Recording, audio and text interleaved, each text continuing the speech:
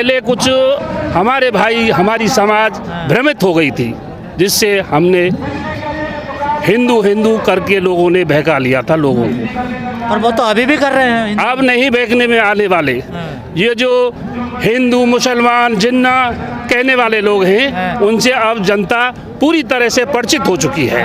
अब बहक में नहीं आने वाली। जिन्ना तो वही कह रहे हैं जिनसे गठबंधन किया आपने। नहीं, वो कहने वाले कह रहे हैं, अंधभक्त कहते हैं।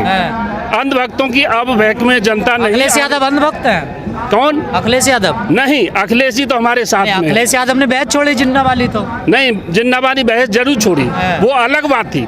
उन्होंने तो तुलना की थी महापुरुषों से जिन्ना की। आपके नेता ने कहा था स्वर्गीय अजीत सिंह ने कि जिस गाड़ी पे लाल झंडा समझो वही गुंडा। आज आपने उनसे गठबंधन कर लिया। नहीं, ऐसे पहली तो वार्तालाप अलग होती रहती है। वो तो आज की डेट में राष्ट्रीय लोकदल और सपा मजबूती के साथ उत्तर प्रदेश में सरकार बनाने जा रहे हैं। कुछ जाटों की नाराजगी है कि कम सीट दी है अखिलेश ने। ऐसा कुछ नहीं है, सीट पूरी मिलेंगी। सीटों का पूरा समझौता है, सही तरीका से समझौता है। ठीक है, 30 सीटें। 30 नहीं, ज्यादा सीटें हैं। 36 सीटें। वो ऐसा कुछ नहीं, किसी को कोई जानकारी नहीं है। सिर्फ हमारे 2 नेताओं को जानकारी है, चौधरी जयंत जी को और भाई अखिलेश जी को। एक लड़का विदेश से पढ़ के आया है, बड़ा शांत स्वभाव का है, जिसका नाम जयंत चौधरी है। बड़ा शालीन लड़का है। एक लड़का ऐसा है कि मंच पर धक्के मारता है। दोनों कैसे मिलेंगे आपस में? नहीं, ऐसा है, सामंजस्य से बैठा लिया जाएगा।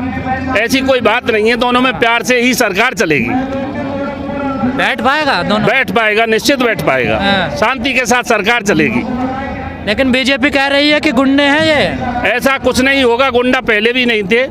बीजेपी के शासन में भी गुंडा हैं। टेनी ने किसानों के ऊपर गाड़ियां दौड़ाई थी, करीब करीब 4 किसानों को रौंद दिया था। 5 किसानों को रौंद दिया था लखीमपुर में। आज भी टेनी खुला घूम रहा है, उसका बेटा जेल में है। और वो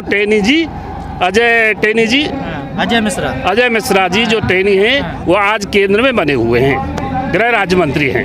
तो आप तो इस्तीफा मांग रहे थे उनका। इस्तीफा तो हम आज भी मांग रहे हैं, पर वो मोदी जी कहाँ दिलाते हैं इस्तीफा। राकेश टिकैत के बारे में क्या कहोगे? राकेश टिकैत तो हमारे बड़े भाई हैं, हमारे साथी हैं। उनका पूरा सहयोग किसानों के लिए। आपको समर्थन नहीं दिया अभी राष्ट्रीय लोकदल को? नहीं, हमारा राष्ट्रीय लोक, हम भी किसान यूनियन में हैं, जिला सलाहकार मथुरा से हैं। पूरा समर्थन राष्ट्रीय लोकदल के लिए है। टिकैत साहब का बयान क्यों नहीं आ रहा? नहीं, बयान भी आ जाएगा, समय पर आ जाएगा। कुछ धोखा लग रहा है अभी? कुछ धोखा नहीं है। सत्यता के साथ में पूरी किसान यूनियन राष्ट्रीय लोकदल के साथ रहेगी। जैसे किसान यूनियन का सहयोग राष्ट्रीय लोकदल ने किया है, उसी आधार से किसान यूनियन राष्ट्रीय लोकदल के साथ कंधा से कंधा मिलाकर चलेगी। सर, आपने किसान यूनियन का जिक्र किया कि मैं किसान यूनियन से आप हैं जी। 1 साल से किसान आंदोलन चला गाजीपुर बॉर्डर पे, तमाम बॉर्डरों पे। आपको लगता है कि यूपी के किसानों को कुछ मिला इस आंदोलन से? इस आंदोलन से बहुत कुछ मिला। भाईचारा एक हुआ। भाईचारा लेने गए थे आप? भाईचारा एक हुआ। पूरी जो समाज हमारी बिखरी हुई थी, जो अंधभक्तों ने बहका रखी थी, वो आज एकजुट होकर के मजबूती के साथ प्रत्यक्ष में तुम्हारे सामने गिलास में खड़ी है। तो बॉर्डर पे भाईचारा बनाने गए थे आप लोग? मांग करने गए थे, 3 कानूनों को वापस करा के आगे। और उन जो और मांगे हैं एमएसपी वाली, एमएसपी पे कुछ सहमति बना रहे हैं माननीय प्रधानमंत्री जी। सब सामने एमएसपी पे क्यों समझौता कर लिया? एमएसपी पर समझौता ये कर लिया कि एमएसपी पर कानून बनेगा। सहमति बनाई गई है 5 किसानों की, और सरकार भी सहमति बनाएगी। उसी के आधार से कानूनी तौर पे एमएसपी लागू की जाएगी। उसमें टाइम लगेगा, समय आएगा। आप मथुरा से कह रहे हैं, बीजेपी मथुरा में मंदिर बनवा रही है। मंदिर तो बना हुआ है ऑलरेडी। हेमा मालिनी कह रही है और भव्य बनाया जाए। अरे भव्य बना हुआ है, बढ़िया बना हुआ है, उसमें क्या करना है? ये तो समाज को तोड़ने के लिए। हेमा मालिनी 10 साल हो गई उनको, 10 नहीं, करीब करीब 7 साल हो गई। तो हेमा मालिनी जी ने कोई ऐसे कार्य नहीं किए, ना कोई रोड बनवाया है। हमारे नौझील से लेकर वहाँ तक रायपुर तक 1-1, 2-2 हाथ के गड्ढे हैं, जलाशय बने हुए हैं, बाहर नहीं निकलते वहाँ पे। सर, आपको क्या समाजवादी में क्या हित नजर आया आप लोगों को? हित कुछ नहीं है, एकजुटता के साथ में सरकार बना तो लेंगे। अकेला ही राष्ट्रीय लोकदल सरकार नहीं बना पाता था।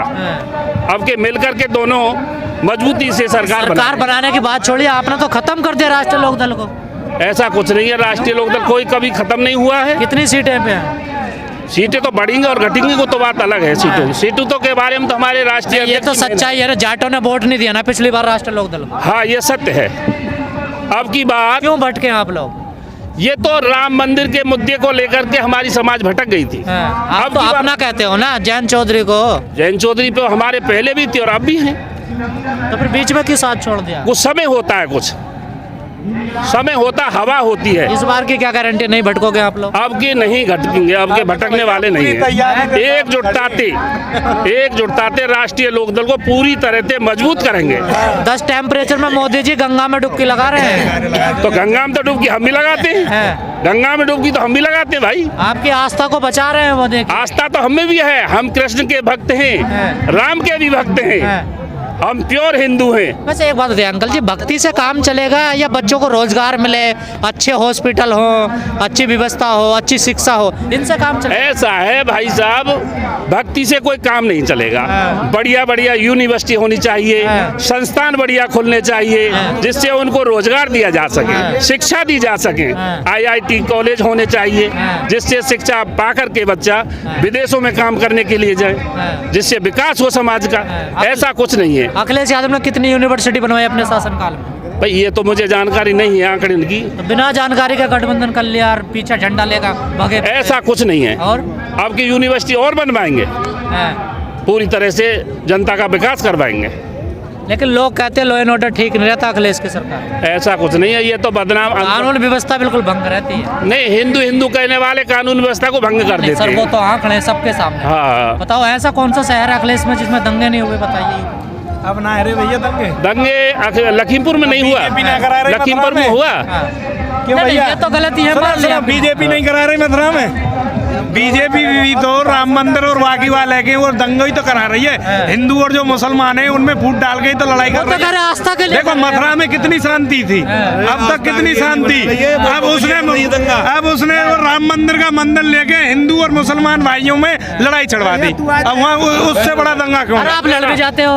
आप लड़ भी जाते हो? नहीं, कोई नहीं लड़ा। बताओ कितना बड़ा वो हंगामा करवाए हो, पूरी छावनी में, पूरी छावनी, और उसमें बताइए कोई दंगा हुआ हो मथुरा में? अब सब जनता जान गई है, ठीक है ना भैया?